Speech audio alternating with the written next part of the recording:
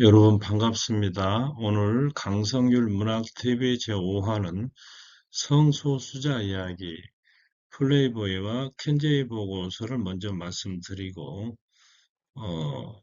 영상을 진행하도록 하겠습니다. 여기는 이제 너무나 유명하죠. 하리수 트랜스젠더. 여기는 이제 플레이보이 표지 켄제이 보고서 그 표지입니다. 여기는 이제 동성 커플이죠. 동성 연애자. 아, 오늘 이야기 순서를 말씀드리도록 하겠습니다. 미국의 성인 잡지 플레이보이는 너무나 유명하지 않습니까? 그 다음에 킨제이 교수가 쓴 성에 대한 담론, 보고서, 그리고 성소수자 문제, 국내에 이제 레즈비언 커플이 있어요. 그런 이야기. 영상 만들어 봤습니다. 미국의 성인 잡지 플레이보이즈는 너무나 유명하죠. 1953년 우리나라가 아마 전쟁 휴전했던 그 해 같은데 미국의 출판업자였던 휴 해프너 여기입니다. 가능한 성인 잡지로서 창간 후에 그 유명한 마릴린 먼로 육체파 여배우죠. 이 누드를 실어서 세인들의 주목을 끌었습니다. 음모 노출이나 누드 사진 정도만 실리는 비교적 소프트한 말하자면 강도가 약한 잡지에 해당하는데 그래서 이제 플레이보이즈에서는 직접적인 성기 노출을 삼가고 여자 몸만 보여주는 촬영이라든가 섹스 화보도 없습니다. 예, 이 정도입니다. 반면에 라이벌 펜트하우스는 직접적인 성기 노출 사진을 싣고 레즈비언, 여성 동성애자죠.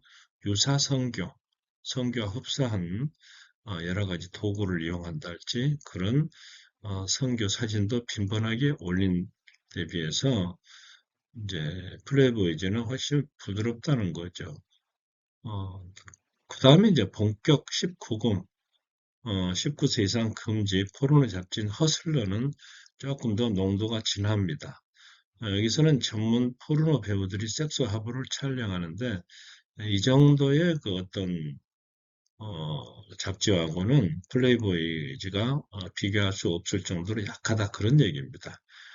허슬러 여기 이제 발행인 레리 플린트인데요. 여기 이제 제가 이렇게 골라서 넣었습니다만 이 정도는 이제 비교적 약한 지금 화보를 여기다 넣은 거예요. 그런데 플레이보이 모델은 단순히 콜걸이 아니라 명문대 학생이나 변호사, 군인, 교수와 같은 전문 직종의 여성들까지 매우 다양하다는 점이 있습니다. 어쨌거나 이 플레이보이즈는 중산층의 청교도적인 전통 성윤리관을 크게 뒤흔들었습니다. 미국 이야기죠. 그리고 마침 같은 해 1953년에 킨제이 보고서가 공개됨으로써 미국인들의 성윤리에 엄청난 충격을 몰아왔습니다. 이 플레이보이가 발매될 때 근본주의 이슬람 국가들에서는 테러까지 감행을 했다고 그래요. 그러나 이 플레이보이즈는 2000년대 적자에 시달리다가 2020년에 프린트판 인쇄는 중단되었습니다. 다음으로 이제 킨제이 보고서인데요. 미국의 동물학자인 킨제이 교수가 위델 포메로와 함께 집필한 보고서인데 두 권의 책이 있습니다. 1948년에 나온 남성의 성적 행동과 1953년에 나온 여성의 성적 행동으로 되어 있는데요. 킨제이 교수는 인디애나 대학교에 이제 공직했던 인물로서 미국의 또 전 세계 성에 관한 연구가 매우 부족하다는 사실을 발견하고 그 유명한 록펠러죠. 록펠러 재단의 후원을 받아서 연구를 진행했습니다. 5,300명의 남성을 조사한 결과 4%의 남성이 평생 동성애자로 일관했다. 37%의 남성은 쾌락을 동반한 동성애 경험을 최소 한 번 이상 했다. 그러니까 이제 극소수 남성들만의 전유물로 여겨지던 이 동성애에 대한 편견이 부서지게 된 거예요. 이 킨제이 보고서로 인해서. 다음으로 5,940명의 여성을 조사한 결과 여기에서는 킨제이 등급이라는 개념을 도입했는데요. 인간의 성적 지향성이 순간에 그치는 게 아니라 연속성을 가지고 있다라 그런 얘기입니다. 그래서 수치 0은 절대적인 이성애자, 일은 이성애자에 가깝긴 하나 부분적으로 동성애 성향을 나타낸 사람이고, 이는 이성애자에 가깝지만 동성애적 성향이 1등급보다는 큰 사람. 3은 양성애자입니다. 남성, 여성 가리지 않고 애정을 느낀다는 거죠. 4는 동성애자에 가까우나 이성애적, 이성애적 성향이 5등급보다는 큰 사람이고, 5는 동성애자에 가깝지만 부분적으로 이성애적 성향을 나타내.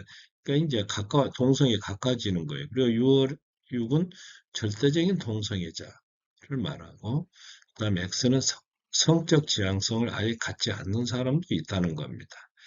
만 20살에서 35살 사이에 백인 남성을 조사한 결과 11.6%가 3등급 양성애자에 해당하고, 같은 연령대 미혼 여성의 7%와 이혼한 여성의 4%가 3등급 양성애자에 해당하더라. 그리고 여성의 2 내지 6%는 5등급, 그리고 1 내지 3%는 6등급 절대적 동성애자에 해당했다. 그런 얘기입니다. 우리나라 걸그룹 왓썹 출신의 지혜는 커밍아웃, 자기 고백을 했는데요. 나는 양성애자인데 연애는 여자와 할 수 있고 결혼은 남자와 할 수 있다. 또 여자친구와 동거하면서 살 생각도 있다. 성소수자에게도 제대로 인정받지 못한 적이 많다. 만약 양성애자는 성소수자에 속하지만 그 성소수자 가운데서도 인정받지 못한 적이 있다. 그런 얘기입니다. 이게 이제 걸그룹 왓썹 모양이고요. 자, 성소수자 하는데 성소수자가 뭘까요? 섹슈얼 마이너리티.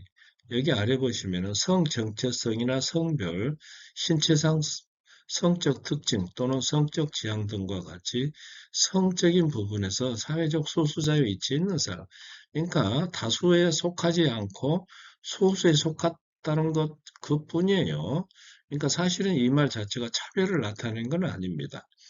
여기에는 이제 트랜스젠더, 그다음에 양성애자, 동성애자, 무성애자, 범성애자, 젠더 퀴어, 간성, 여기저기 여기 남성도 여성도 아닌 가운데 제3의 성, 미국 항공사에서는 승객 성별 정보 중에 남성, 여성만 있는 게 아니고 제3의 성을 선택해서 도입했습니다. 화장실 같은 거 이렇게 표시를 한다는 거죠. 자, 차례차례 좀 말하면 범성애자는 누구냐? 성별을 구별짓지 않고 상대방 그 자체를 사랑하는 사람. 성별을 구별하는 양성애자와는 전혀 다른 개념입니다. 양성애자는 남성이냐 여성이냐를 알고 이제 각각 그 사랑할 수 있는 사람을 말하고, 범성애자는 아예 그런 구별 자체를 하지 않는다는 거예요. 오직 그 사람 자체를 볼 뿐이고 성에 대해서는 크게 고려하지 않는다는 겁니다. 그래서 이제 그 실내로서 인터넷상에서 만난 한 남자를 여자라고 생각하고 연애에 가까운 감정을 느꼈는데, 상대가 남자임을 깨닫고 나서도 좋아하는 감정을 계속 이어가는 사람이 있다는 겁니다. 이런 사람이 범성애자에 속한다는 거죠. 젠더 퀴어가 있어요. 남성과 여성 둘로만 분류하는 이분법적인 구조에 도전하는 사람들인데, 남성과 여성 정체성을 가진 둘의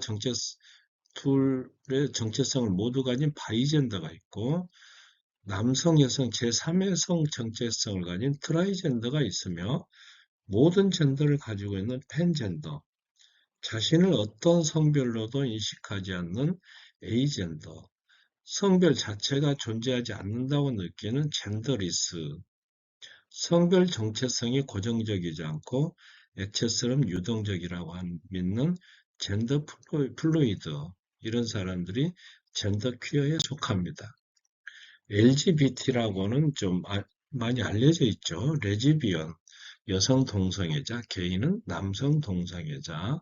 그러니까 자신과 같은 젠더에 끌리는 성향을 가진 남성, 여성을 말합니다.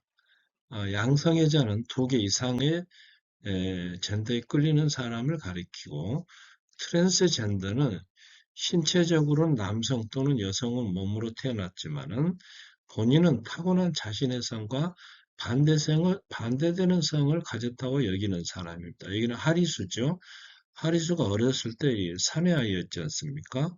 그러나 이제 자기를 여성이라고 생각을 하고 일본 도쿄에서 성전환 수술을 받았습니다. 여성으로. 그래서 이제 지금은 CF 모델로도 활동하고 있는 유명한 인물입니다. 자, 21세기 들어서 자신의 성 정체성이나 성적 지향에 의문을 가지고 있는 사람들이 등장했는데요. 퀘스처너, 퀘스천, 의문을 품다, 묻다 그런 얘기죠. 간성, 인터, 가운데죠. 남성, 여성으로 구별되는 특질과 다르게 태어난 사람을 말하고, 무성애자, 범성애자, 무성애자는 성을 구별하지 않거나 그걸 자기 어떤 젠더를 느끼지 않는 사람, 범성애자는 모든 젠더에게 다 이렇게 애정을 느끼는 이런 사람들을 말하는데, 조금 전에 이제 LGBT에 붙어서 이제 QIAP라고 이렇게 부르기도 한다 이겁니다. 성소수자들을. 여기서 퀴어란 단어가 자꾸 나오는데요. 원래는 이상하다, 색다르다 이런 뜻인데 처음에는 성소수자에 대한 비하 명칭으로 쓰였으나 지금은 성소수자들이 이 의미를 역전시켜서 스스로를 표현하는 단어로도 쓰이고 있다. 그런 얘기입니다. 자, 레인보우 플래그, 무지개 깃발 여러분 많이 들으셨을 텐데 성소수자를 상징하는 깃발입니다. 1978년 미국 샌프란시스코의 예술가 길버트 베이커가 디자인했는데 영화 오즈의 마법사 주제곡인 오버 더 레인보우에서 영감을 얻어서 만들었다고 합니다. 무지개 색깔은 8가지죠. 빨주노초, 파남보, 여기에서 이제 대량 생산이 힘든 핑크색을 제외하고 2개의 3색 깃발로 나눠들기 위해서 남색도 제외했습니다. 그래서 빨주노초, 파고 이렇게 되겠죠. 현재는 6가지 색깔이 되어 있습니다. 자, 킨제이 보고서의 영향을 받아서 여기에는 이제 동성애라든가 혼외정사라든가 혼전순결이라든가 난교 이런 쇼킹한 내용이 많아서 대중들이 큰 관심을 받아 베스트셀러가 됐습니다. 또 금기에 해당하는 여성의 성을 직접적으로 다뤘다는 점에서 또 여성에게도 독자적인 성욕이 존재한다는 점, 지금은 너무나 당연해진 사실인데 당시에는 이런 것들은 이제 충격이 된 거죠. 그래서 논란의 중심이 돼서 탄압을 받았습니다. 그래서 록펠러 재단에서 이 연구 후원을 중단했죠. 이외에도 사회 계층에 따라 성문화가 다르다는 것, 이성애 및 금욕 생활이 도덕적이고 일반적인 규범이라는 사회적 통념을 깨고 동성애에 대한 대중의 인식 변화에 기여했다. 이런 평가를 받고 1952년에 시판 시작된 경구 피임약, 이제 먹는 피임약이죠. 그리고 같은 해 창간된 플레이보이와 함께 1960년대 성혁명의 단초를 제공했던 보고서가 킨제이 보고서입니다. 그러나 오히려 동성애를 지나치게 왜곡함으로써 동성애를 혐오하는 태도를 고착화했다. 이런 비판도 동시에 받고 있습니다. 킨제이가 죽고 난 이후 윌리엄 마스터스와 버지니아 존슨이 이 성혁명을 이어갔는데요. 이런 내용들입니다. 성적 흥분은 흥분, 고조, 오르가즘, 성감 극치, 회복의 4단계다. 포경 수술과 사정 능력은 영향이 없다. 관계가 없다. 오르가즘은 남성의 체력을 고갈시키지 않는다. 중추신경계의 필요일 뿐이다. 폐경 이후에도 여성이겠죠. 오르가즘은 존재한다. 오늘날에는 상식이 돼버린 이런 영역들을 당시에 발표했습니다. 오르가즘을 느끼는 여성들의 표정이죠. 국내 레즈비안 커플이 있어요. 김세연 씨와 김규진 씨인데 이게 2023년 보도 내용입니다. 동성 부부의 임신으로 큰 화제를 모은 김규진 씨가 이렇게 건강한 딸을 낳았습니다. 이들은 미국 뉴욕에서 혼인신고를 하고 국내에 들어와서 한 차례 더 결혼식을 올렸는데요. 국내에서 동성 커플의 임신이 공개된 것도 출산을 안길 것도 처음입니다. 2020년 12월에 벨기에의 한 난임병원에서 무기명 랜덤 방식으로 정자를 기증받아서 인공수정을 통해서 임신을 했고 국내법상으로는 인공수정이 불가하기 때문에 부부로서 법적 보호나 혜택은 받지 못한다고 합니다. 오늘 이야기를 정리해 드리도록 하겠습니다. 미국의 성인 잡지인 플레이보이, 펜트하우스, 허슬에 대한 이야기를 나눴고요. 킨제이 보고서는 인간의 성적 지향성, 동성애 문제를 다루고 있으며 이로 인해서 성소수자 문제가 부각이 됐는데 성소수자 가운데는 트랜스젠더, 양성애자, 동성애자, 무성애자, 범성애자, 젠더 퀴어, 간성, 제3의 성 등이 있고 이걸 LGBT 혹은 LGBT QIAP로 표현을 합니다. 무지개 깃발은 성소수자를 상징하고요. 보고서에 영향을 받아 여성의 성을 직접적으로 다뤘다는 점이 이제 충격을 줬다는 건데 킨제이가 죽고 난 이후에도 성혁명을 계속 이어가고 있고 국내 레즈비언 커플에 대한 이야기까지 했습니다. 오늘 영상에 참고했던 내용은 복숭아꽃 성은 공중한가하고 영상이 좋으셨다면 구독과 좋아요 부탁드리며 강성률 철학TV도 운영 중에 있으니 많이 시청해 주시기 바랍니다. 여러분 감사합니다.